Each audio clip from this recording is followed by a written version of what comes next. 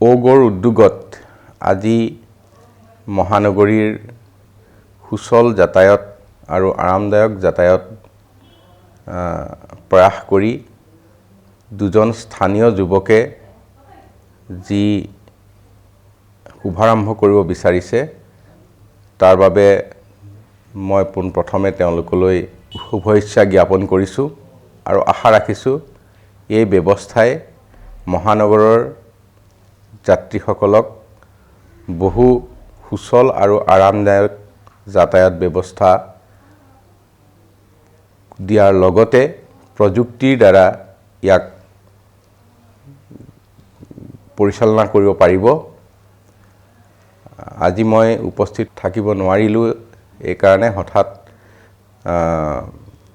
বিভিন্ন ঠাইত প্ৰবল বানপানী হোৱাৰ বাবে মই হঠাৎ যাব লগা হ'ল। গতিকে মই মোৰ আন্তৰিক শুভেচ্ছা পুনৰবাৰ জ্ঞাপন কৰিছোঁ।